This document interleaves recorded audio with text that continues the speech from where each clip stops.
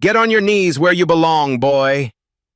Patricia's manicured hand slammed into Marcus's face with vicious precision. His leather portfolio exploded, sending his MIT doctorate skittering across marble like trash. The Grand Metropolitan Hotel lobby went dead silent. 50 witnesses, 20 phones are already recording. Marcus Washington, 28, and wearing a suit worth more than most cars, stayed on one knee gathering his scattered papers. Blood dotted his lip. His grandfather's worn watch caught the crystal chandelier light. Patricia Whitmore loomed over him, her authority radiating through designer heels and a predatory smile. "Security!" "This animal tried to rob our guests." She kicked his briefcase. Legal documents scattered further. Marcus rose slowly, diploma in hand, voice steady as steel. "Ma'am, I believe there's been a misunderstanding. I'm here for the board meeting." Patricia laughed, sharp and cutting. "Board meeting? You? Have you ever watched someone destroy themselves without knowing it?" The digital lobby clock glowed accusingly. 10:47 a.m., board meeting in 13 minutes. Patricia's eyes narrowed to laser points as Marcus straightened his tie. "Board meeting? You?" Her laugh cut through marble acoustics like breaking glass. "Let me guess, you're here to mop the floors." Marcus knelt again, methodically collecting his papers. Among the scattered documents, a first-class boarding pass from London Heathrow, a black American Express Centurion card, and a confidential folder marked Whitmore Industries Restructure Proposal, EYESONLY. Patricia didn't notice. She was performing for her growing audience. "I've seen your type before," she announced, voice climbing toward hysteria. "Fake suits, stolen credentials, probably causing this place for your drug dealer friends." A young woman near the concierge desk pulled out her phone. Jennifer Kim, corporate lawyer, 32, with 50,000 Instagram followers who trusted her judgment. She hit go live without hesitation. "This is absolutely insane," she whispered to her camera. "Hotel manager racially profiled a guest at the Grand Metropolitan. This is 2025 people." Viewers, 127, 340, 891. Marcus stood slowly, documents organized with military precision. "Miss Whitmore, I believe we share a mutual connection." Patricia's face twisted. "Don't you dare speak my name like you know me, boy." Security. 2 guards approached Luis, mid-40s Hispanic, and Thomas, a black veteran with careful eyes. Both hesitated seeing Marcus's expensive belongings and calm demeanor. "Ma'am," Thomas said quietly, "maybe we should check his identification first." Patricia whirled on him with venomous fury. "Don't think you shared background gives you special insight here, Thomas. This man is a criminal. Are you going to do your job or not?" The crowd murmured. Phones multiplied like mushrooms after rain. Jennifer's live stream exploded. Viewers, 2,847, 4,203, 7,891. Comments flooded her screen. "This is textbook discrimination. Someone call the police on her." "Recording everything for evidence." Marcus pulled out his iPhone, not frantically, but with deliberate calm. The screen showed an unread text. "Dad, hope your first day goes smoothly. The board's excited to meet you finally." He typed back, "Running a few minutes late. Handling some hotel business. 10:50 a.m. "Sir," Luis ventured carefully, "could you show us some ID?" "Just to clear this up," Patricia exploded. "No! I don't care what fake documents he has. Look at him. This is exactly how they operate. Expensive clothes, confident attitude, probably rehearsed this whole routine." She grabbed Marcus's arm roughly, her manicured nails digging through his jacket. "I'm calling the police. Grand theft, trespassing, probably armed robbery." Marcus didn't resist, but his voice carried new authority. "Ms. Whitmore, before you make that call, you might want to check the morning news." Whitmore Industries just announced their new strategic development director. "So what?" Patricia snarled. "He starts today. Board meeting at 11. The crowd pressed closer. Jennifer's audience hit 15,000 viewers, her phone battery at 67% and dropping. Patricia's Uncle James Mitchell, CFO and board member, emerged from the elevator checking his phone with a growing alarm. His silver hair was perfectly styled, but his expression showed pure panic. "Patricia!" he called out sharply.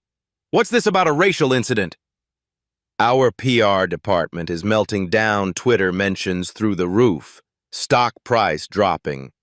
"Uncle James, thank God!" Patricia turned, relief flooding her features. "This criminal is trying to scam us, claiming he works for the company. Obviously identity theft."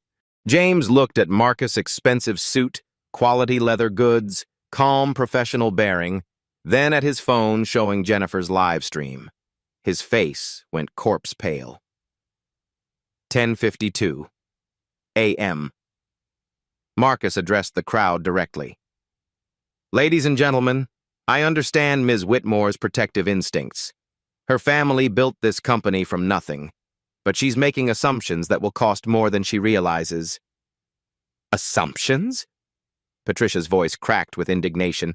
"I know criminals when I see them." "How do you know about my family?" she demanded suddenly, suspicion replacing rage. Marcus's smile was winter cold. "Ma'am, I've studied every Whitmore property for the past 18 months. Your great-grandfather started with one hotel in 1923. Your grandmother Margaret expanded to 5 locations. Your father runs the corporation while you manage the flagship. The live stream audience swelled, 23,847 viewers, 31,203, 45,672, studied us." Patricia grabbed his wrist, her grip desperate. "You're a stalker! Security! Arrest him for harassment!" Marcus didn't pull away. "Ms. Whitmore, I studied your family because I'll be working very closely with them. Starting today, 10:54 a.m. "Working with us?" James Mitchell pushed through the crowd, his phone buzzing incessantly. "Sir, I think there's been a misunderstanding." "No misunderstanding," Marcus replied. "Just poor timing." Patricia sensed the shift but doubled down. "Uncle James, don't let him manipulate you. This is exactly how con artists operate. They research their targets, use inside information." Her voice rose to near shrieking. "Look at him! Does he look like executive material to you?" The lobby went dead silent. 50 people held their breath. 20,000 viewers waited. Marcus touched his still bleeding lip and smiled.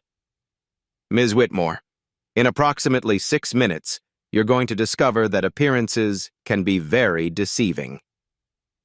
10:55 a.m. The elevator chimed. The full Whitmore Industries Board of Directors emerged 8 executives in $1,000 suits. Leading them was a distinguished black man, 60-ish, with Marcus's exact same eyes and the quiet confidence of someone who'd built empires. He took one look at the scene, his son's bloodied lip, the scattered documents, the recording phones, and his expression hardened to obsidian. Patricia saw him and panicked. "Security! Get this criminal out before the board arrives." The older man pulled out his phone and spoke one word: legal. Marcus checked his grandfather's watch. 10:56 a.m. 4 minutes until the board meeting. 4 minutes until Patricia Whitmore learned she'd just assaulted her own cousin. Jennifer's phone screen exploded with notifications. Her Instagram Live viewership climbed like a rocket. 47,000, 52,000, 61,000 viewers. Comments flooded faster than she could read. "This manager needs to be fired." "At Whitmore Industries, your employee is racist. AF. Someone's about to lose their job. Plot twist coming. Watch the CEO's face." Other phones joined the digital firing squad. TikTok videos multiplied across the lobby. Number sign Whitmore Hotel began trending nationally. 10:57 a.m. Derek Morrison, assistant manager, sprinted from the back office clutching his tablet. At 26, he'd worked hotels long enough to smell career-ending disasters. His screen showed their company mentions skyrocketing, none of them good. "Patricia, what's happening?" He thrust the tablet at her. "Social media is going insane. Our Twitter mentions jumped 300% in 5 minutes. Patricia cut him off with a violent gesture. "This criminal tried to infiltrate our board meeting. He's probably planning to rob everyone." Derek studied Marcus' pressed suit, expensive watch, calm demeanor, then Patricia's flushed face and the wall of recording phones. "Ma'am," Derek said carefully, "maybe we should handle this privately." "No!" Patricia's voice shattered against marble walls. "I won't let political correctness stop me from protecting this hotel. Call 911. Now." The corporate panic. James Mitchell pushed through the crowd, his phone buzzing like an angry wasp. Text messages flooded his screen. Board member Sarah Lane. "James, what's this video about racial profiling?" PR director. "Stock down 2%. I need a statement immediately." Legal department. "Potential liability exposure. Advise immediate damage control." "Patricia," James called out, his voice strained. "We need to talk. The board is asking questions." "Uncle James!" Patricia spun toward him, desperation bleeding through her authority mask. "This man is dangerous." "He's been stalking our family, gathering intelligence." "Intelligence?" James looked at Marcus again, noting the first-class boarding pass visible among his papers, the Centurion card, the confident posture despite being assaulted. The growing audience. Around the lobby, the crowd swelled. Hotel guests emerged from elevators. Restaurant patrons abandoned their breakfast. Concierge staff pretended to work while filming secretly. A businessman in Armani started his own TikTok live. Corporate meltdown happening right now at Grand Metropolitan.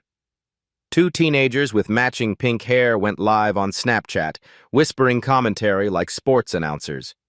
A group of corporate lawyers shared the drama on LinkedIn with professional outrage. The Grand Metropolitan had transformed into a digital coliseum, and Patricia was feeding herself to the lions. The viral explosion. Jennifer's audience exploded. 78,000, 91,000, 107,000 viewers. Her battery, 34% and falling. "This is unreal," she whispered to her camera. The CEO just walked in and his expression, "Guys, something massive is about to happen. The tension in here is insane." Cross-platform sharing accelerated the chaos. Twitter, hashtag Whitmore racism trending in 12 countries. TikTok, hashtag Hotel Karen, videos multiplying exponentially. Facebook, corporate groups sharing with shocked emoji reactions. Reddit, live threads dissecting every detail, frame by frame. YouTube, commentary channels preparing emergency videos. Stock trading algorithms noticed the social media surge. Whitmore Industries stock dropped another 1.5 percentage points in real time. 10:58 a.m. Marcus checked his grandfather's watch, the worn leather band hiding secrets Patricia couldn't imagine. Inside the strap, barely visible unless you knew to look, were engraved initials. R.W.W. Richard William Whitmore, the founder. 2 minutes, Marcus murmured, his voice carrying newfound authority. "What did you say?" Patricia demanded, her pitch climbing toward hysteria. 2 minutes until the board meeting starts. I prefer punctuality on my first day." Patricia laughed, but the sound cracked like breaking glass. "First day? You're insane. Security, why haven't you removed this delusional criminal?" Thomas, the black security guard, shifted uncomfortably. "Ma'am, he hasn't actually done anything illegal." "Hasn't done anything?" Patricia screamed, spittle flying. "He's trespassing." "He's impersonating a company employee." He's probably armed. The family arrives. The distinguished black man CEO, Richard Whitmore, approached with measured steps that seemed to slow time itself. His board members flanked him like a corporate phalanx, 8 executives worth collectively over $2 billion. Each face showed the same expression, horror at what they were witnessing. Patricia saw them coming and played her final fatal card. "Mr. Whitmore," she called out, relief flooding her voice like a broken dam. "Thank God you're here. This criminal has been impersonating one of our employees." Richard Whitmore's eyes never left his son's bloodied lip. "Claiming he works for us, probably planning to rob the board meeting or worse." Richard's jaw muscles tightened like steel cables. "I've single-handedly protected the hotel and our guests from this obvious threat to public safety." Richard pulled out his phone and speed-dialed. His voice carried across the silent lobby with the authority of absolute power. "Legal department? Richard Whitmore. We have a code-red discrimination incident with potential federal implications.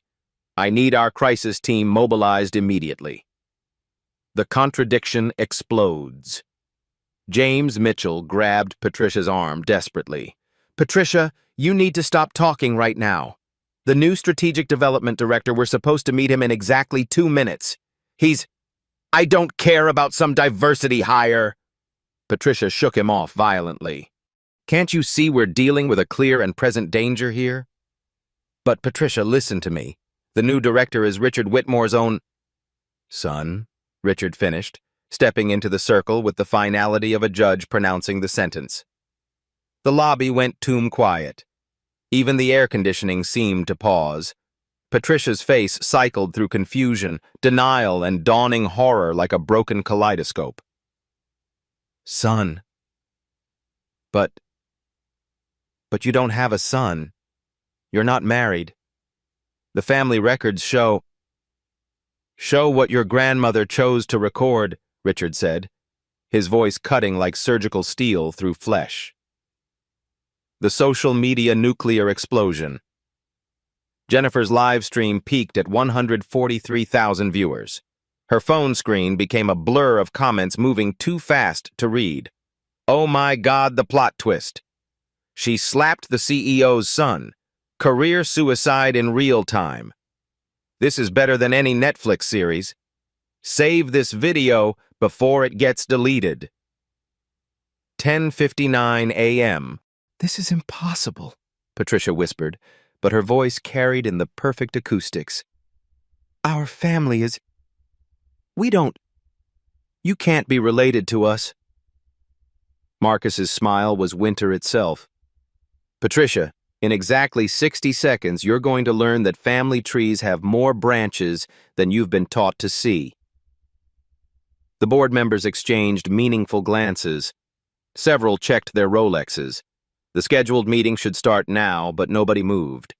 The lobby had become a courtroom, and Patricia stood trial before the entire internet. The final desperate move. Patricia, cornered like a rabid animal, made her last stand. She lunged for Marcus's documents, trying to tear them apart with her manicured claws. "Fake. All fake. I'll prove these are forgeries." But Marcus's hand closed gently over hers, stopping her with surprising strength. His voice remained calm, but authority now rang in every syllable. "Patricia, those documents contain confidential information about your company's restructuring plans. Destroying them would constitute corporate sabotage and federal document destruction." She pulled harder, desperation making her irrational. "I don't care." "You're not who you claim to be." "Actually," said a new voice from behind her, "he's exactly who he claims to be." 11 a.m. The digital clock hit the hour with digital precision. The board meeting should begin. Instead, 80 people watched Patricia Whitmore's world collapse in real time, broadcast to 180,000 viewers and climbing exponentially. Marcus straightened his tie and looked at his father with quiet satisfaction. "Shall we adjourn to the conference room? We have a company to revolutionize." Patricia stood frozen, her hand still clutching torn papers, finally understanding that she'd just destroyed her own career live on the internet while assaulting her own cousin. The twist was coming like a freight train, and she was tied to the tracks. Marcus gently released Patricia's trembling hand and stepped back with the fluid grace of someone accustomed to command. From his inner jacket pocket, not scattered with the others, but protected like a family heirloom, he produced a single document. A birth certificate. Official. Undeniable. State of Massachusetts seal gleaming under crystal chandeliers. Marcus Richard Washington Whitmore, he read aloud, his voice carrying across marble silence. Born October 15, 1996. Mother, Dr. Sarah Elizabeth Washington. Father, Richard James Whitmore. The crowd leaned forward collectively. Jennifer zoomed her camera with surgical precision. The live stream audience held 180,000 breaths. The family truth unfolds. Washington Whitmore? Derek read aloud, his voice cracking with confusion. Marcus's tone carried the weight of buried history. My mother was Dr. Sarah Washington. Brilliant aerospace engineer. Beautiful, brilliant woman who earned her doctorate at MIT alongside my father in 1995. Patricia's face drained to parchment white. They met in advanced systems design. Study partners became lovers. Lovers became family. Marcus's eyes found his father across the circle, despite certain cultural obstacles. The hidden history. Richard Whitmore. Senior stepped forward, his presence commanding absolute attention. At 58, he carried himself with the quiet authority of someone who'd built empires from nothing.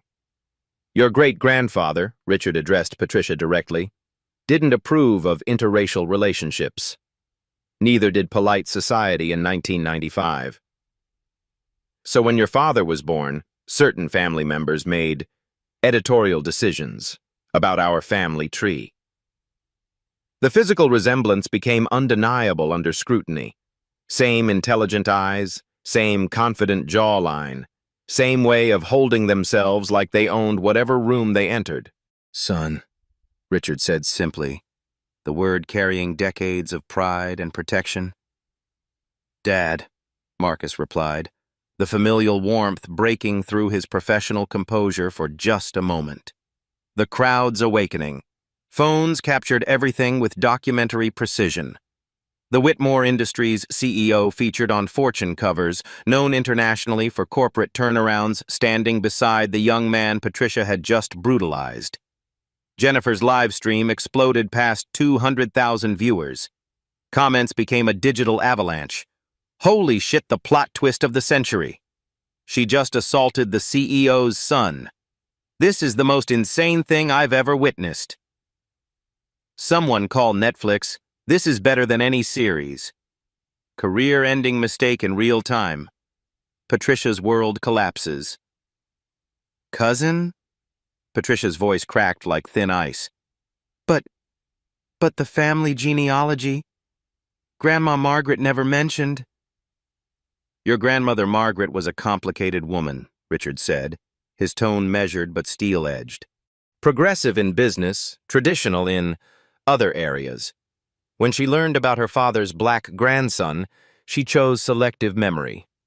Marcus added with deadly quiet, I've known about our family connection for 7 years. Since my freshman year at MIT, when I researched our family history for a genetics project. He opened his protected portfolio, revealing not just his doctorate, but a treasure trove of family evidence. A faded photograph from 1996. Richard Sr. in a hospital gown, holding a newborn baby. Wedding photos from 1995. Richard and a stunning black woman in white, both radiating joy. Marcus's Harvard MBA diploma, cum laude Whitmore Industries employment contract, signed 3 months ago, original hotel blueprints from 1923, annotated in his great-grandfather's handwriting, the generational secret.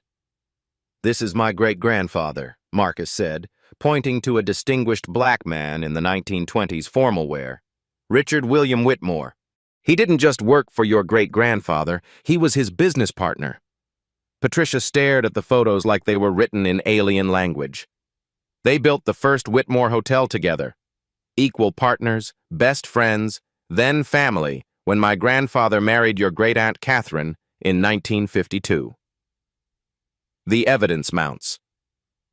Marcus continued his devastating revelation. Your great-grandfather left detailed journals. I've read every page. The partnership, the friendship, the family connections, all documented until 1965, when the civil rights movement made certain family members uncomfortable with their black relatives. He produced another document, great-grandfather's will, original copy. He left 40% of the company to his black partner's family line. That inheritance was redirected after his death. James Mitchell's face went ashen. As CFO, he knew exactly what those redirected inheritances meant in legal terms. The corporate bomb. That's why I specialized in hospitality management, Marcus explained, his voice carrying newfound authority. Why I studied every Whitmore property, every financial report, every corporate structure. I wanted to understand my heritage before I claimed it. Richard Sr. added with paternal pride, Marcus spent 2 years preparing for this role. Not because of family connections, but because he's the most qualified candidate we interviewed. The live stream moment of truth.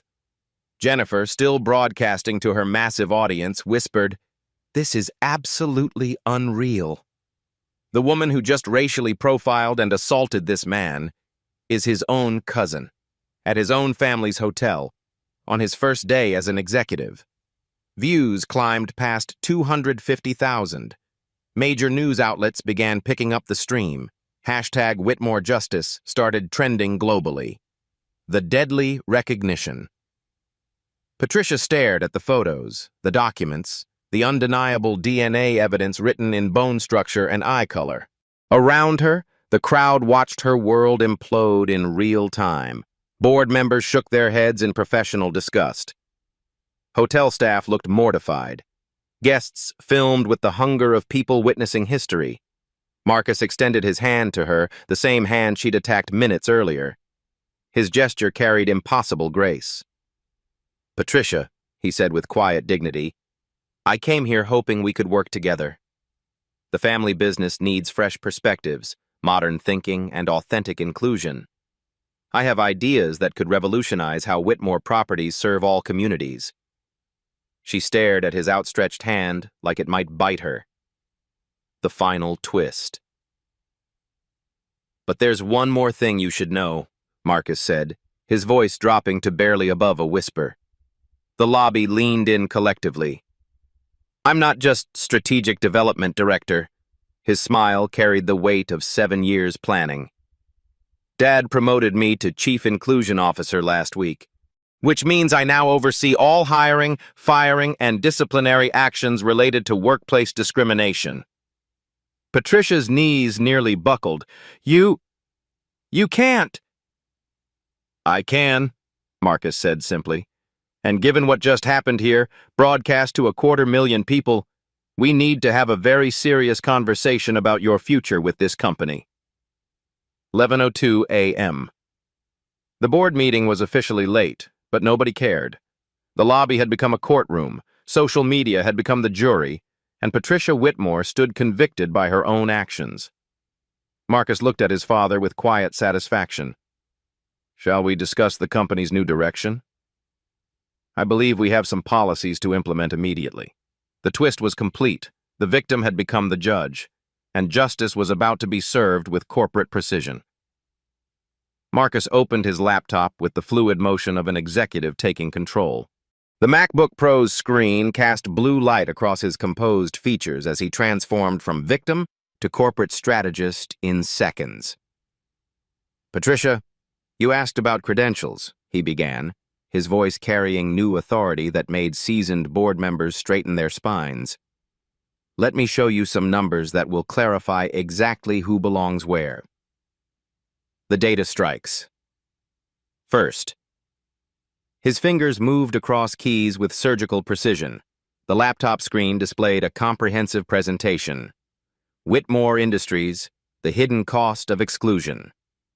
Ladies and gentlemen, Marcus addressed the crowd, what you witnessed today isn't an isolated incident. It's a systemic problem costing us millions. Slide 1. Market Penetration Analysis. Whitmore hotels currently capture only 8.3% of the minority business travel market, worth $63.7 billion annually, according to the Global Business Travel Association. His voice carried the confidence of someone who'd memorized every statistic. Patricia, still shell-shocked, stammered, "How could you possibly know our internal market data?" Marcus's smile was winter-sharp. "Because I'm the Director of Strategic Development. I've spent 8 months analyzing every weakness in our competitive position." The board members exchanged meaningful glances. These weren't public numbers. "Furthermore," Marcus continued, "our guest satisfaction scores among minority travelers average 2.3 out of 5 stars. Industry standard is 4.1 stars. That's a systematic failure." Slide 2. Competitive disadvantage. Our competitors dominate markets we've abandoned through cultural short-sightedness. He clicked to the next slide. Hilton captures 31% of minority business travel. Marriott, 28%. Hyatt, 24%. We're dead last among luxury chains. Richard Sr. nodded grimly. The numbers don't lie. Marcus continued with devastating precision. The Diversified Corporate Alliance represents 1,247 companies with combined annual travel budgets of $847 million. How many currently contract with Whitmore Properties? He paused for effect. 0. They blacklisted us 3 years ago after a discrimination incident at our Chicago location. The revenue hemorrhage. Here's what Patricia's attitude costs us annually. Marcus clicked to a detailed financial breakdown. Lost bookings from minority-owned businesses, $4.7 million. Canceled corporate contracts, $12.3 million.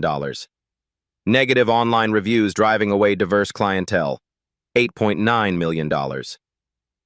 Board member Sarah Lane pulled out her own phone, cross-referencing the numbers. Her expression showed confirmation and horror. Total annual loss due to discriminatory practices, $26 million. That's pure profit. We're bleeding because of institutional bias. Derek, the assistant manager, whispered to a colleague, "Those numbers explain why our occupancy rates have been declining." The legal reality check. "But here's where today's incident becomes catastrophic," Marcus said, his tone sharpening like a blade. "Patricia, what you did constitutes multiple federal violations." He advanced to his legal analysis slide. Civil Rights Act Title 7, Workplace Harassment, Section 1981, Denial of Contractual Rights, Americans with Disabilities Act implications if any guests felt unsafe. And given that this occurred on live stream, Jennifer's phone showed 287,000 current viewers. The number climbed in real time. We're looking at viral evidence of institutional discrimination. The Department of Justice prosecuted a hotel chain in Atlanta for similar incidents, $15 million settlement. The federal investigation threat. Moreover, Marcus continued relentlessly, this incident provides probable cause for federal investigation of our entire operation. The Equal Employment Opportunity Commission will audit every hiring decision, every promotion, every guest complaint from the past 5 years. James Mitchell's face went ashen. "Marcus, surely they wouldn't." "They absolutely would. The Biden administration established precedent with the Riverside Hotel Group case. Federal investigators found systematic discrimination dating back decades." Patricia's voice cracked. "You're exaggerating. It was just one incident." "One incident caught on camera," Marcus corrected. "How many others weren't recorded?" The financial devastation. Marcus pulled up real-time data. Company stock has dropped 6.2% in the last 90 minutes. That represents $47 million in market capitalization gone. He clicked again. But the long-term damage will be exponentially worse. Boeing just canceled their corporate housing contract worth $3.2 million annually. Goldman Sachs is reviewing their vendor relationships. Microsoft's travel department sent a formal inquiry about our diversity commitments. The crowd murmured. Those were major corporate clients.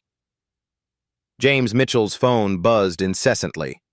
Marcus is right. Legal estimates, defense costs alone at $5 to $8 million, not counting settlements or business losses. The social media nuclear fallout. The viral video has been viewed 2.3 million times across platforms in under 2 hours, Marcus continued relentlessly. Engagement rate, 89%. Sentiment analysis, 94% negative toward Whitmore Industries. He showed the devastating social media metrics. Twitter, #Whitmore Racism trending in 23 countries. LinkedIn, 847 corporate executives sharing with outrage TikTok. #Hotel Karen videos exceeding 5 million views. Reddit, front page threads calling for boycotts. Instagram, influencers with combined 50 million followers posting condemnation. The NAACP issued a statement 30 minutes ago. The Urban League is organizing protests at all our properties. Jesse Jackson's office called our PR department twice. The celebrity amplification. Marcus clicked to another devastating slide. Celebrity social media responses in the last hour. The screen showed screenshots. Oprah Winfrey, this is exactly why we need corporate accountability. Tyler Perry, boycotting Whitmore hotels until they address this. Ava DuVernay, in 2025, this is still happening. Unacceptable. Combined follower reach, 78 million people, all calling for boycotts. Patricia staggered backward. This can't be happening. The partnership bomb. But here's what truly demonstrates your ignorance, Marcus said, his voice carrying deadly calm. The partnerships I've spent 6 months developing. He clicked to his final slide, revenue projections that made board members lean forward hungrily. The Marcus Washington Inclusion Initiative represents $73 million in confirmed new business over 3 years. Partnerships with historically black colleges, minority-owned corporations, diversity-focused conferences. Richard Sr. stepped forward with paternal pride. Marcus brought us the National Bar Association Conference 2,400 attorneys, $1.8 million in bookings. The Congressional Black Caucus Annual Meeting, $2.1 million. The National Medical Association Convention, $3.7 million. All conditional, Marcus finished, on authentic commitment to inclusion and equality. The corporate testimonials. Marcus clicked again. Letters of intent from Fortune 500 companies. The screen showed official letterheads. Apple Inc. Pending diversity audit completion. Google.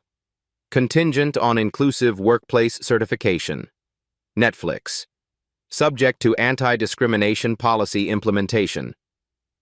Total value of pending contracts, $127 million over 5 years, all hanging in the balance because of incidents like today.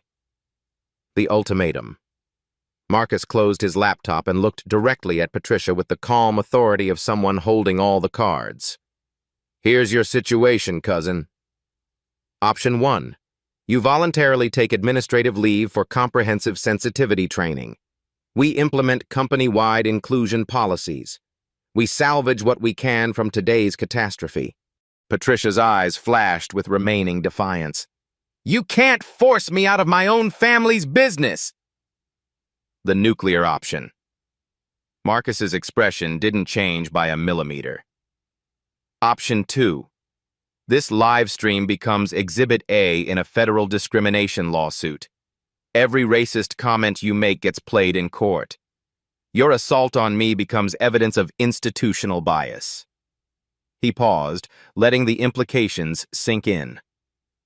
The legal discovery process will examine every email you've sent, every hiring decision you've influenced, every guest complaint you've handled.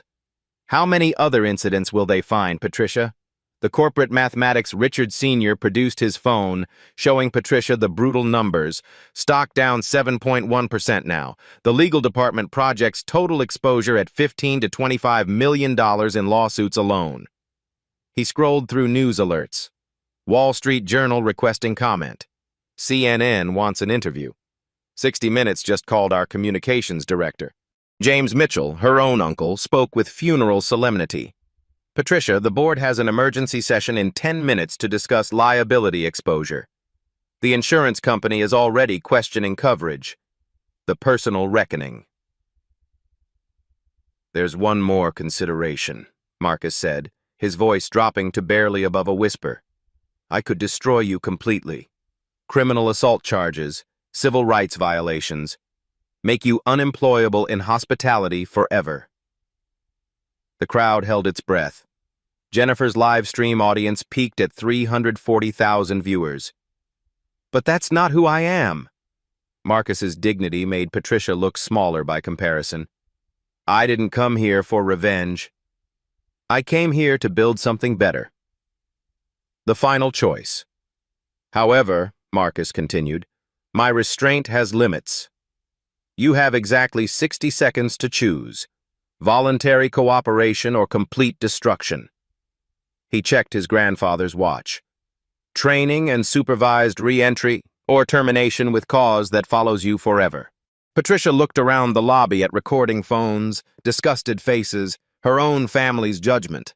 The walls of privilege she'd lived behind her entire life had crumbled in 90 minutes. The moment of truth.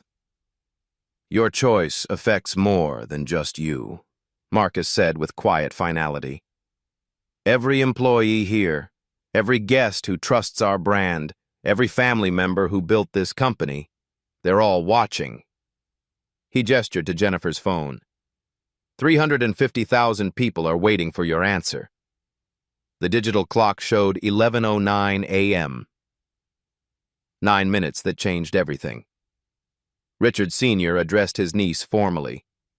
Patricia Elizabeth Whitmore, as CEO of Whitmore Industries and your uncle, I'm offering you one chance to salvage your career and this family's reputation. The corporate crossroads. Patricia stared at Marcus, the cousin she'd just learned existed, the executive she'd brutally assaulted, the man now holding her entire future in his measured hands. 30 seconds, Marcus said quietly. The lobby fell silent except for the sound of phones recording history. Patricia had built her authority on keeping people like Marcus out. Now she faced a choice: evolve or be destroyed by the very prejudice she'd wielded like a weapon. The irony was perfect. The man she'd tried to exclude now controlled her inclusion. What's it going to be, Patricia? Marcus asked with the patience of someone who'd already won. The clock ticked toward her answer. Patricia stared at her reflection in the polished marble floor-scattered documents, recording phones, the cousin she never knew existed but had just humiliated before the world. Her manicured hands trembled as reality crashed over her like a corporate tsunami. She began, then stopped. Her voice cracked like breaking glass. I need the training. The crowd released a collective breath they'd been holding for 90 minutes. Marcus nodded once, professionally, without triumph or vindication. Smart choice, Richard Sr. said with the authority of someone who'd built empires. James, please escort Patricia to HR immediately for administrative leave paperwork. The immediate consequences. As Patricia walked toward the elevator, her designer heels echoing like a funeral march, Marcus addressed the mesmerized crowd. Ladies and gentlemen, thank you for witnessing this difficult but necessary moment. What you saw today demonstrates exactly why systematic change is essential. Jennifer ended her live stream after 4.7 million total views, but not before asking, Marcus, what happens next for Whitmore Industries? Justice, Marcus replied simply. And then, progress. The emergency board session. Within minutes, the marble lobby transformed into an impromptu corporate war room. Marcus reopened his laptop and projected onto the hotel's massive display screen, turning the public space into a boardroom. Effective immediately, Whitmore Industries implements the following emergency measures, Marcus announced with the authority of someone who'd prepared for this moment for months. Reform 1. The Inclusion Monitoring System. Every guest interaction at every Whitmore property will be monitored by AI-powered bias detection software developed by Microsoft's inclusion team. Marcus showed the sophisticated interface on screen. Discriminatory language triggers immediate supervisory intervention. Guest complaints route directly to corporate inclusion officers. Response time guaranteed within 30 minutes, not 30 days. Board member Sarah Lane leaned forward, impressed. The technology exists? Beta testing completed last month at our competitor Marriott. Results showed 89% reduction in discrimination complaints. Reform 2. Executive Accountability Protocol. All management-level employees undergo monthly inclusion certification with required passing scores. Failure results in immediate suspension pending additional training. Richard Sr. added with steel in his voice. This applies to family members equally. Blood relation provides zero protection from accountability. Marcus clicked to the next slide. Additionally, we're implementing 360-degree feedback systems where staff can anonymously report discriminatory behavior by supervisors. Reform 3. Community Investment Initiative. We're allocating $12 million annually to support minority-owned businesses throughout our supply chain. Marcus displayed detailed partnership projections. Local suppliers, minority contractors, Black-owned catering companies, diverse marketing agencies. Every property must source a minimum 35% of services from historically underrepresented businesses. Derek, now acting manager, raised his hand. What about existing vendor contracts? Grandfathered for 6 months, then subject to competitive bidding that prioritizes diversity without compromising quality. Reform 4. Transparent accountability reporting. Quarterly diversity reports publicly available on our website, tracking measurable progress on inclusion metrics. Real numbers, real accountability, real consequences for failure. Marcus showed mock-up reports. Guest satisfaction by demographic, employee diversity percentages, discrimination complaint resolution times, community investment impact. No more hiding behind corporate PR speak, Richard Sr. declared. If we're failing, the public deserves to know. The immediate implementation. Within 2 hours, concrete changes began cascading through the organization. Derek received immediate promotion to general manager with a $25,000 salary increase and inclusion training certification requirement. All hotel staff attended emergency sensitivity briefings led by corporate inclusion specialists flown in from headquarters. A dedicated inclusion hotline went live with 24/7 staffing by trained counselors. The guest services manual underwent complete rewriting by diversity consultants. Marcus established video calls with all 47 Whitmore properties worldwide, personally explaining the new standards to every general manager. The Legal Resolution Framework. Marcus addressed the legal implications with surgical precision. Given Patricia's cooperation and commitment to genuine change, we won't pursue criminal assault charges. However, the incident remains fully documented for training and legal protection purposes. He looked directly into Jennifer's camera, which she'd restarted for the reform announcement. This isn't about punishment, it's about systematic transformation.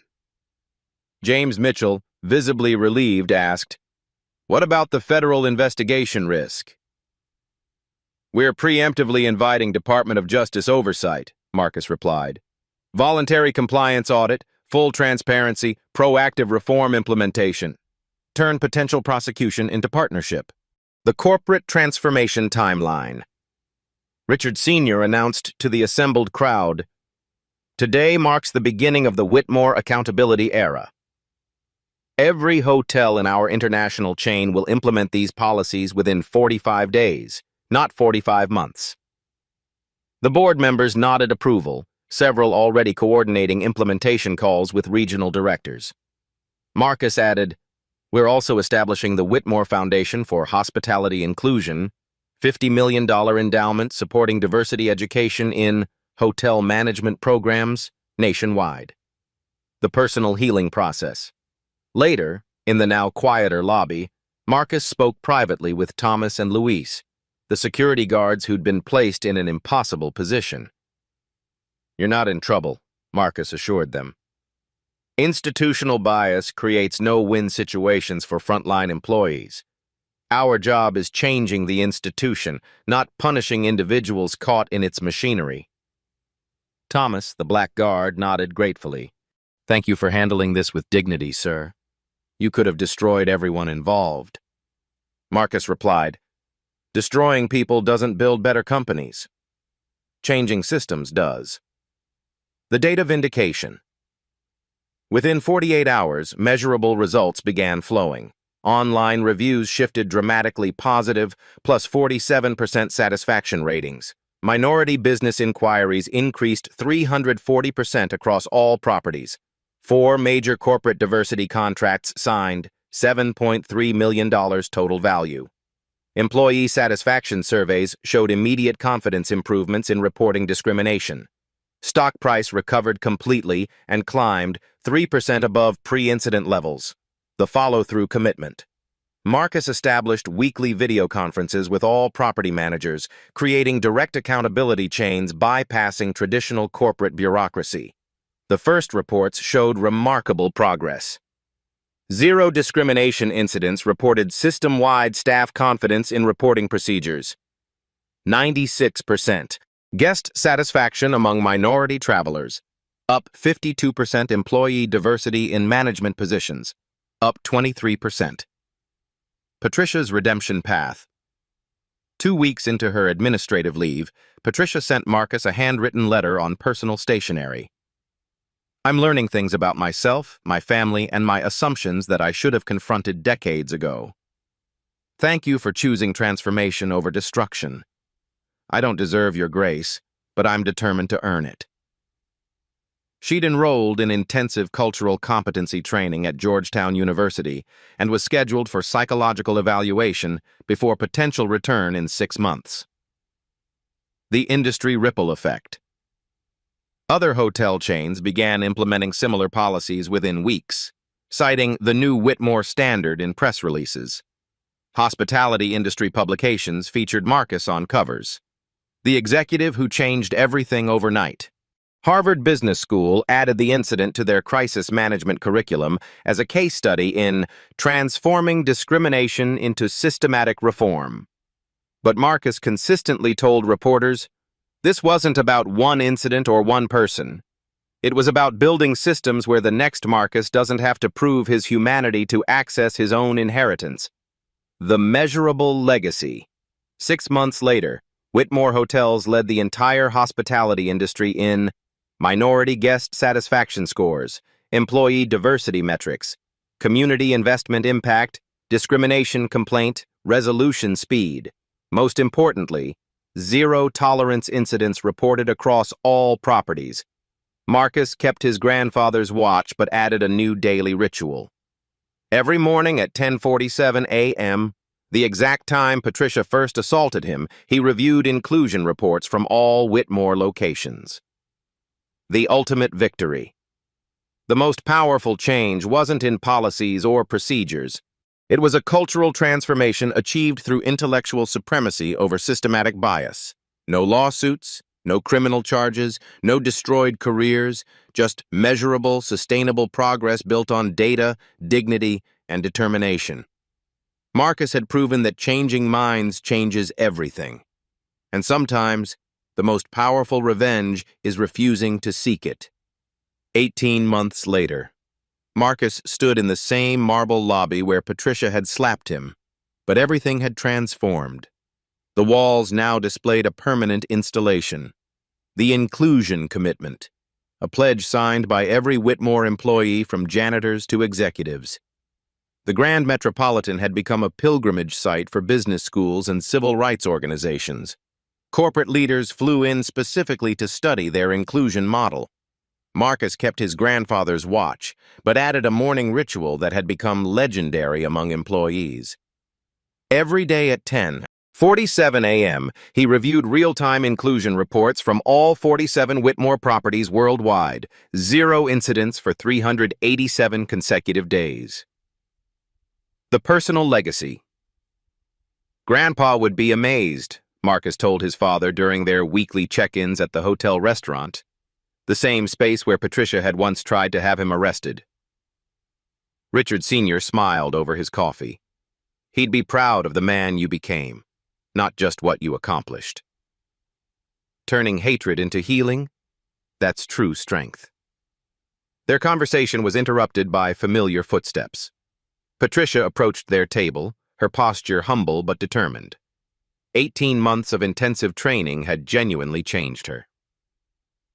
"Marcus, Mr. Whitmore," she said quietly, "I wanted you to know the Washington, D.C. property just achieved 98% guest satisfaction across all demographics. Best scores in our history." She managed the D.C. location now, having returned from training with genuine transformation and a probationary promotion earned through measurable results. The corporate evolution. Marcus pulled up his tablet, showing the quarterly diversity report that would go public that afternoon. The numbers told a story of systematic transformation. Minority business partnerships, up 450%. Employee diversity in management, 41%. Industry, average, 19%. Guest satisfaction among underrepresented communities, 4.8 out of 5 stars. Revenue from inclusion initiatives, $127 million annually. Stock performance, outpacing industry average by 23%. "We're not perfect," Marcus told Patricia, "but we're measurably better every quarter." The ripple effect. The transformation had spread far beyond Whitmore Industries. Marcus's methods became the inclusion gold standard studied by Fortune 500 companies worldwide. His keynote speeches commanded six-figure fees, but he donated everything to the Whitmore Foundation for Hospitality Inclusion, now worth $200 million, and funding diversity programs at 73 universities. The original live stream had been viewed 47 million times, spawning documentaries, case studies, and a Harvard Business Review cover story. How one slap changed an industry. The ongoing mission. Marcus traveled constantly now, visiting Whitmore properties and speaking at corporate inclusion summits. His business card read, Marcus Washington Whitmore, Chief Inclusion Officer and Strategic Development Director. The dual title was intentional. Strategy without inclusion is just expensive discrimination. His morning routine never varied. Wake up. Check inclusion reports. Ensure yesterday's progress wasn't lost to today's complacency. The global recognition. The United Nations invited Marcus to address their global compact on corporate responsibility. Fortune named him to their 40 under 40 list. The NAACP honored him with their Corporate Leadership Award. But the recognition that mattered most came from Whitmore employees, a 97% approval rating on anonymous surveys asking, "Do you feel valued regardless of your background?" The viewer challenge. Marcus often ended his corporate speaking engagements with the same challenge that had become his signature. Patricia wasn't uniquely evil. She was predictably biased. The question isn't whether prejudice exists in your organization. The question is, what systems do you have to interrupt before it destroys lives and profits? He'd pause, letting that sink in. Every company has a choice: evolve proactively or be forced to evolve reactively. We chose evolution. What will you choose? Your role in this story. Have you witnessed discrimination that went unchallenged? Have you seen someone's potential dismissed because of their appearance? Have you remained silent when you could have spoken up? Marcus's story isn't just about one family's hotel chain.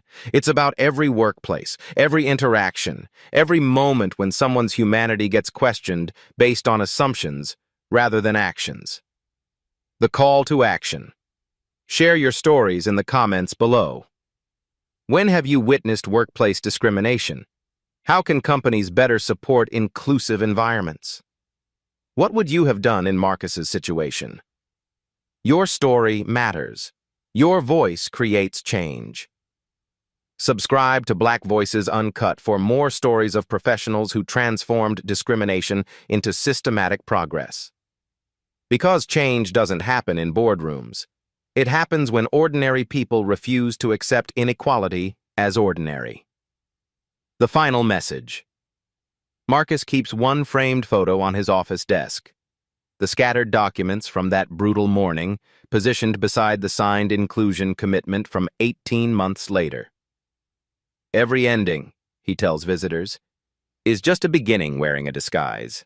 The slap that echoed through marble halls became the sound that awakened an entire industry. His grandfather's watch still ticks at his wrist. A reminder that time moves forward, but progress requires intention. What sound will your story make? What change will you create when facing your own moment of choice? The next chapter is yours to write. Share this story. Subscribe for more. Let's build inclusion together.